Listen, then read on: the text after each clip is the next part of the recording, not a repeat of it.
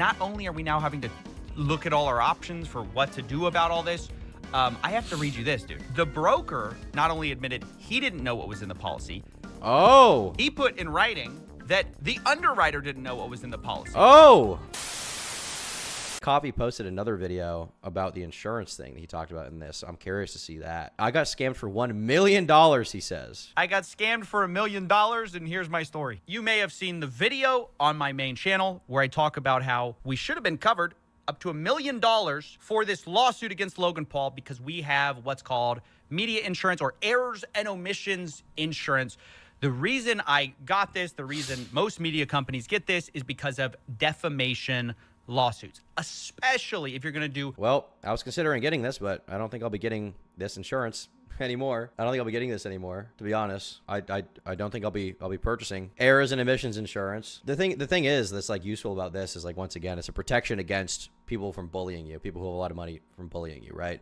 Because obviously CoffeeZilla is a, pretty big YouTuber. He's got some money, he's made some serious money off YouTube. So have I.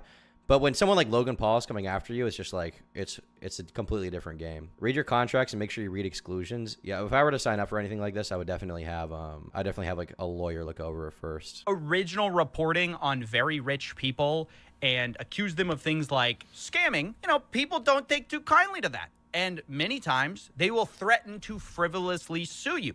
Sometimes they even will sue you and you have to be prepared to defend yourself. It's very expensive. And so you want some way to do that. So you can get insured for that. You can get insured for defamation. And we've actually used the same type of defamation insurance or errors and omissions insurance to cover ourselves before and successfully done that. This time we thought it would be no different. So when we got sued, I saw a lot of great support from people saying, look, I want to help. I want to help you kind of you should do a GoFundMe or whatever. And yeah, I know he doesn't want to if he needs the money, though, eventually, because I know right now he's just selling shirts to support himself, which is a good move. People get something out of it and they also get to support a good cause. Right. But I would donate to this guy in a heartbeat. I would just shell the fuck out. OK, I would shell out. Just on the basis of principle, right? Logan Paul is a scumbag. He's trying to silence an independent journalist. And I think a lot of other people would donate too, right? I think he could easily raise hundreds of thousands. I said to myself, well, look, I don't want to do that because I don't need it. And many commenters knew that I had insurance and they said, hey, he doesn't need it. Don't worry. He's got this errors and omissions insurance. I was like, yeah, you're right. That's true. Except then I called my insurance company to put in a claim. I'm like, yo, knock, knock. We've been paying you thousands of dollars a year. Why not time for you to pay up? And they promptly called back. They're like, actually, no, we're not going to do that because in the fine print of our policy, your new policy, we've excluded ourselves from defamation claims. Wait, what? Isn't that the point? Errors and omissions insurance. Errors and omissions is a type of liability insurance that covers claims against your business for mistakes you made or services you failed to provide. E&O insurance protects your business from claims by clients for negligence, malpractice, errors, or omissions you allegedly made while providing a professional service. The insurance helps pay for your legal fees and any owed damages or settlements. Key takeaways. It protects your company against claims for negligence, mistakes, faulty advice, or failure to provide the promised results. Oh. So they're not including defamation here, though, are they? Yeah, Control F for defamation, couldn't even see it. Does defamation insurance exist? Will anyone insure you for that? Libel and slander insurance can cover legal fees, potential damages, and settlement payments that may arise from defamation lawsuits. Okay. So maybe this is what he needed to get. Maybe that's what he should have had the whole time. So I was confused. I was like, wait, but the whole reason I got this was defamation. And they're like, yeah. And I'm like, well, what does this cover if not defamation? They're like, well, errors and omissions. And I'm thinking, what do you call errors and omissions in media? You call it defamation. I mean, if CNN goes on and... Yeah. I mean, at the end of the day, he's not selling a product, right? He's not selling a product for people. He's not selling oh, here's a toy and then it's faulty, right? He's not selling oh, here's a chocolate bar and the chocolate bar is faulty. His product for his customers is the media he creates, right? The investigative journalism he does. So I think it should be covered. I had to get E&O insurance when I was a realtor in case I accidentally checked the wrong box or something. Gotcha. And they make an error about some random person, that person's not going to sue them for the error. They're going to sue them for defamation. So I was confused. I was wildly confused. I go to my policy. I'm shocked to find, yeah, okay, sure enough. Yep, you guys are excluded from defamation. And I'm like, how did this happen? So that requires the full story. So that's the TLDR. He said they changed the contract earlier, right?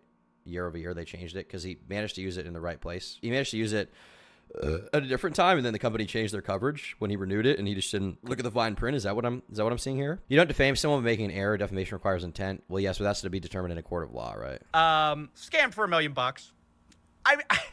If they had paid out the whole claim, right? Like, that's obviously a big part of this. Ultimately, we paid, like, I think during the lifetime of this insurance, we probably paid like a few tens of thousands of dollars to this insurance. So it hasn't been cheap to pay for insurance that ultimately did nothing. So we, at minimum, got scammed for that amount. If you actually look at the total policy we had, it was up to $1 million. Let's see here. As you know, the undersigned law firm represents the interests of those certain interested underwriters at underwriters above reference insured pursuant to the above reference policy.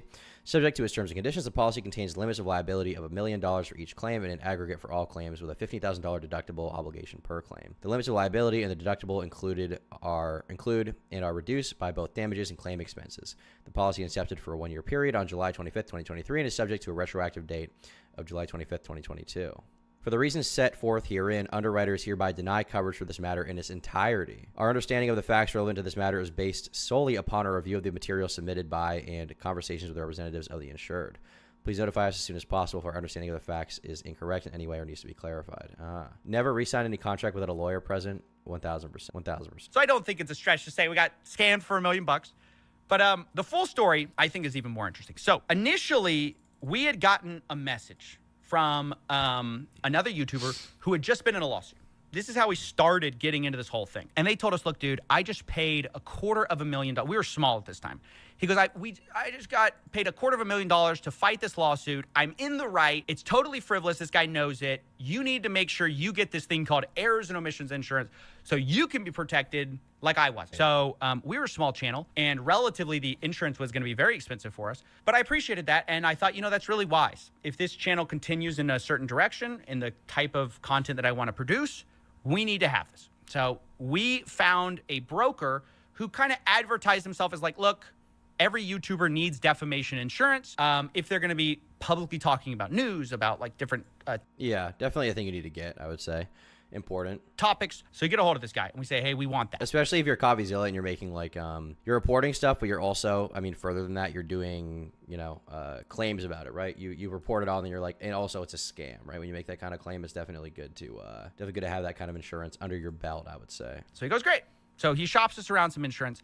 And we pretty immediately find some carriers who are willing to take us because at the time our channel is much smaller, and I would just say it's like less risky, so to speak, because the smaller you are, the less people are going to see it. It's just not as big of a risk. So we get covered. And in 2019 or 2020, we get a cease and desist letter from Dan Locke. Okay. I'm just trying to remember the year. I'm not so clear about the years, but I just remember we got a cease and desist from Dan Locke. It was one of our first. And the guy showed up at our house, really freaked us out. He's like, hey, are you blah, blah, blah? I'm like, yes. He's like, oh, not you've been served, but like here, this is, aha, we got you. So I'm reading this cease and desist letter. It's very like angry. Lawyers use that language like, you have to respond, like da-da-da. We're going to take very, heavy legal action against you. So we were freaked out. So I called my insurance. And I was like, ring, hey. I got one of these once. I got a cease and desist. Maybe I'll tell the story someday. I don't know. I kind of just don't want to get into it because I didn't defame anyone, but I don't want the people involved to be mad at me and like ruminate about me forever. But it was like a completely claim, basically. I just didn't want to deal with it, basically. It was like kind of a nothing burger, but it's a funny story. It's a funny story. We're getting a cease and desist for defamation. Can you help? Do it now. It's not about Isabella Janke, no. Before I were to talk about it, I would probably want to get, at least in detail, I'd probably want to get a lawyer to let me know what I can and can't say, like what my process is for that. So I probably wouldn't do it unless I had that, but yeah. They're like, yep, we cover that. That's the whole point of the stuff. That's why you got it. So we're going to get you a lawyer. So we got a lawyer. We fought the cease and desist. It ultimately turned into nothing. In fact, most cease and desist letters turn into nothing. Yeah, it's essentially just an intimidation tactic, right? It's a way to like not actually, take the person to court so you don't have to deal with it. Basically just to try to get them to shut up. I mean, this is, in cease and desist news, Dogpack 404, he got 2 cease and desists from Logan Paul. He posted them here. This one, and then not Logan Paul, sorry, from Mr. Beast, my bad. Not Logan Paul. Not Logan Paul at all. It was from Mr. Beast. I misspoke. Basically, they're saying that he breached his NDA. He breached his confidentiality and non-disclosure agreement with Mr. Beast by making his video. And the most ridiculous thing about this to me was like the majority of what Dogpack discussed in his video was not like private knowledge, right? It was all public stuff he just found from the video. So it just seems completely retarded to send him a cease and desist. Isn't this a scam guy? This is him. But we were relieved. We were like, okay, great. This stuff works. I'm very glad. So we go the next year and it gets more expensive, significantly more expensive, this type of insurance, because as you use it, they're like, well, you're a risk now. Now that you've used the thing you paid for, we have to charge you a lot more for it. It's maybe like getting into an accident with like car insurance. But what I right, yeah. This has happened to me before because when I was caught speeding a few years ago, and I ended up not getting charged or whatever formally. I think I got fine and had to pay a lawyer to help me out with that. I think the total cost was like $2,000 for the lawyer, but the actual fine was like $300 or something. But I was going kind of fast. I would not advise driving fast. It's not worth it. You know, obviously because there's like the risk. First of all, there's the risk of hurting yourself or someone else, and then there's also, you know, there's the consequences from the law, which are not worth it. But I was going, I think that what the guy wrote me up for was going 60 and a 25. It was like the middle of the night, and I was just pulling out of my friend's house, and Nickelback came on. I didn't even have the Audi at this point in time. I had the, I was still driving my Subaru, and I floored it right away. And within like 20 seconds of flooring it, I saw the lights behind me, and I was like, I'm so fucked. And he tried to get me for a DUI. He made me get out of the car. He made me walk a line behind the car and everything. That's a felony. He marked it down not for a felony. It was like a Class E or Class C misdemeanor or something. But I think the felony would have been if it was a DUI, but I wasn't under the influence at the time. But yeah, it was you know, kind of scary, man, kind of scary. And I was with my friend, and my friend was sitting there just like next to me, like. And it ended up being fine, but yeah, definitely like one of those check moment in life. So I got checks and balances moments in life. I got checked, seriously, okay? I got checked. But yeah, he let me drive home. I had a court date officially. I think the maximum penalty I could have gotten was like 20 days in jail, or maybe 30 at the most or something. But yeah, ultimately what happened was I had to get a lawyer. Well, I didn't have to, but I chose to get a lawyer. The lawyer I think was $2,000 by the end of it, and the actual ticket was like $300. But it wasn't just a ticket is the thing. Like it wasn't just a ticket they were trying to give me. They were trying to charge me. The cop wanted to charge me. And I think he didn't even end up showing up to the courthouse when it came. I didn't even have to go. My lawyer just went and took care of it for me. So shout out to my lawyer. Okay, shout out to my lawyer. I don't remember your name, but I find a little unfair about this is we did nothing wrong. Like we didn't do anything. By the way, that's not like a cool thing to do. Like you should not be speeding. Do not speed, okay? Don't even drive fast. I advocate for grandma driving. Drive like a grandma, okay? That's what I recommend. In fact, our claims, I think, were fair, and I don't think they were defamatory at all. But either way, the price goes up. We're happy to pay it. We're like, sure, we don't care. As the years go, our channel starts getting bigger, and the channel, from an insurer's point of view, gets more risky, right? They're like, you're bigger, you get more views, therefore, more eyeballs see it, you need to pay more money. Always happy to do that, fine, whatever. At one point, the insurance company we had been using says, okay, you know what? We actually don't want to do this anymore. For whatever reason, you're not. Oh, it's not going to be renewed. Interesting. Not being renewed this year. So we go to our insurance broker and we're like, okay, what do we do? He's like, well, I can shop you around a bunch more policies. What do you want? And we're like, well, we just want similar coverage. He goes, great. So he goes around, they work with a bunch of people, and they're like looking for a while. We can start getting nervous. We start getting close to the deadline of when we have to renew. Trusted the broker, didn't you? Trusted the broker, CoffeeZilla. Big mistake. The broker might have fucked up. Because it's kind of a big deal. You don't want to lapse your coverage because then you say something is not covered, whatever. Finally, we're getting down to the wire. He's like, look, you know, I do have this one insurance company we can go to. I don't know. They're kind of like, we can go to them. So we're like, yeah, dude, well, anything. They're kind of Ooh, shouldn't have taken that. Finally, he comes back. He goes, great news. You don't want to go with the when your life finance is hanging the balance. You don't want to go with lapse in judgment moment. We're going to do it. And we're like, oh, awesome. Is it more expensive? He's like, yeah, it's like 40% more expensive. We're like, we don't care. That's fine. We'll pay it. So he goes, great, sign this, whatever, and we're good. So we sign it, and we're like, great. Little did I know, these guys. Some people are asking if he's going to be sued for defamation here because of this. No, because one of the specific requirements of defamation is that the company or person in question is easily identifiable, right? He would have to name them for it to even be a lawsuit in the first place, right? He didn't name them. They're not easy to identify, so it's very unlikely they would even try to do that, right? Had put a special exclusion, 2 exclusions actually that are relevant. The biggest one in this policy was on page like 31, and it said, we are excluded from covering. It's all these things they won't cover. They're like, we won't cover defamation. Now, that's the only reason we're buying the insurance, but we don't see it. Oh, man. You got to see it, bro. You got to see it. CoffeeZilla, you got to see it, bro. No, you got to be careful. I'm an insurance broker for medical for 12 years now. The underwriter, when a policy is changed and altered with exclusions, this has to be provided up front in writing before a policy is agreed to by the client and policy owner. Has to be signed and dated in most cases. Yeah, Coffee, you would need to go after the insurance company through the Department of Insurance and request a refund of all premiums paid to this policy. DOI ethics sides with the client due to the broker and insurance agents being the professionals of the situation and need to be working in good faith for what the client is asking for in a policy. Okay, interesting. A lot of whose fault is this? Is this the fault of the underwriter for not flagging it? Is it the fault of our broker for not telling us because he's the expert? Is it our fault for not reading the whole all 50-something pages of the The thing is, the insurance company is being scummy, but at the same time, you got to be diligent with this stuff, You can't just trust anyone else, It's generally bad. It's generally bad to just trust that someone else has good intentions because you don't know. You don't know what they're going to do. Ultimately, they're just going to serve their best interests. In any way that the insurance company can get out of covering you, they're going to. They're 1,000% going to, because the way that they make money is by getting you to pay for the insurance. It's not by paying out claims, right? They don't want to do that. That's how they lose money. That's how they lose money on their investment, which is you paying them consistently. So realistically, you got to be really careful with this, man. You got to be really careful. We're not insurance experts, but should we have read it? Should we have hired a lawyer, right? I'm not going to get into all of that in this video. The point is, the answer, I think, is probably yeah. You probably should have. There is this I think you should have read that. This exception in the fine print that we never hear about. And there's also an exception from what they call digital assets. What I'm curious is, did the insurance company say we cover defamation and then they didn't? Did they lie? Because then they can be liable for sure, right? Assets? It's they're excluded from. No one realistically expects the insured to read the entire policy, so 100% on the broker for not mentioning this and not trying to get an endorsement to have the exclusion removed. I would say it's definitely on the broker. Yeah.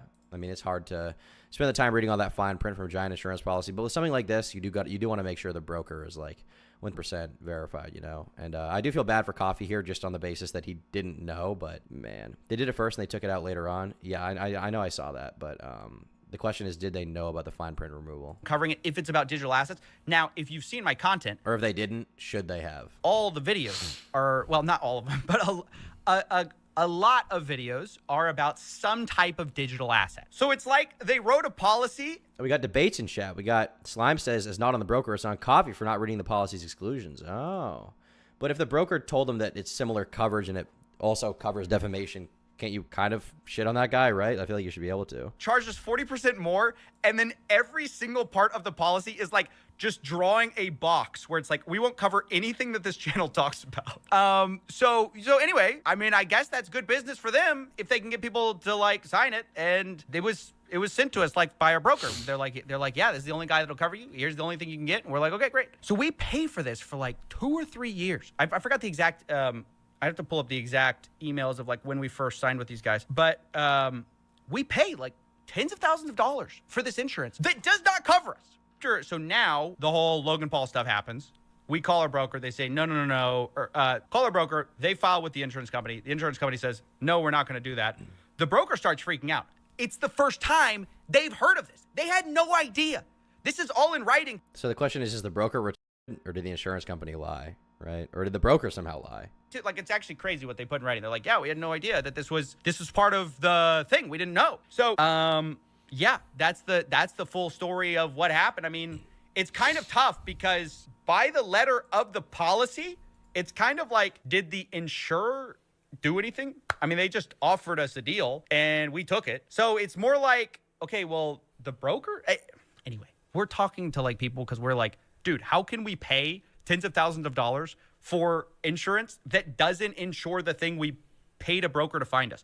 It's like paying a broker to find you car insurance, and then they sell you car insurance. It seems like I don't know what the details are here behind the scenes, but it seems to me either the broker fucked up or somehow the insurance company changed the policy, and then the broker once again fucked up, right? By not looking through the fine print. That excludes any. Maybe you should have spent less time digging into crypto scams and more time digging into the policies of its insurance. Type of accident that includes something with 4 wheels. That's literally what this is like. But now we're in this crazy position where we're having to talk to lawyers about if we need to lawyer up versus the insurance company that's supposed to paying for our lawyers in the other case. It's so stupid. We're now having to be wait, no, I think you scammed us.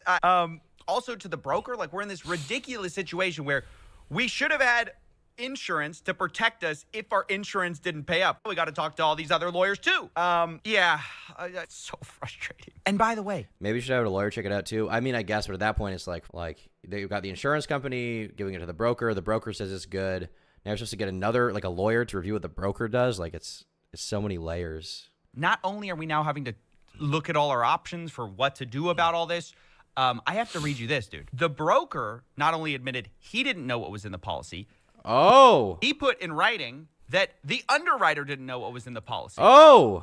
So he says, from the insurance company, the underwriter. The quote and email from blank never mentioned that this exclusion was being removed. It's not common for agencies or underwriters to read through every line and exclusion of every policy we receive. Why is it not common? Isn't that their job? Isn't that literally what an underwriter gets paid to do? What is the job of an insurance underwriter? Evaluate insurance applications to decide whether to approve them. Isn't that the underwriter's job to evaluate the policy? Isn't that what he gets paid to do? So while we could have checked the policy to see that defamation was excluded, I work in insurance is exactly what an underwriter does. Yeah, fault lies with the carrier for not disclosing. Like it's not necessarily on the.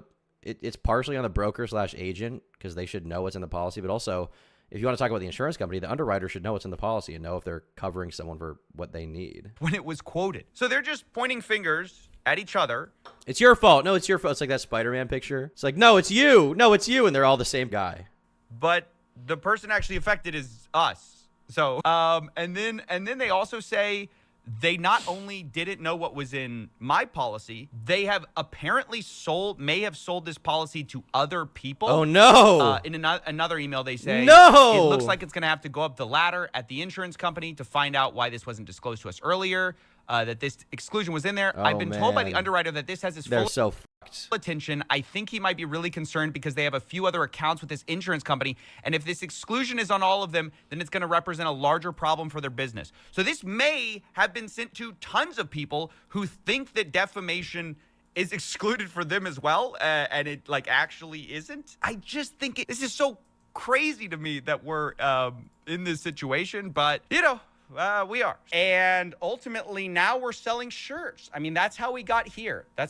Yeah, I mean, I think in the end, CoffeeZilla will be fine because he does good work on YouTube. He's got a very good audience that supports him, and I think rightfully so. And I think they'll ultimately help him out with recouping the cost for that, and he'll be able to do whatever he needs to do with legal action if he feels like he needs to figure that out with the broker or with the insurance company, the underwriter perhaps, whoever he needs to hold accountable. But yeah, I think in the end, Coffee will be fine. He'll be able to raise enough money to help himself in this legal pursuit. If he doesn't, I think he'll be able to do a GoFundMe, outside of the shirts to support him, and I'll donate to that just because I think he does good work and I like him, But man, what a messy situation for CoffeeZilla. Hopefully he pulls through, man. Hopefully he pulls through. He's like, he's like a shining pillar. He's like one of the most famous commentary channels, if you want to call him that. He kind of transcends that, though. I would say, he's like if Moist Critical did research, basically, right? Into what he talked about. That's basically what he is. So, man, hope he's fine, bro. Hope he's fine.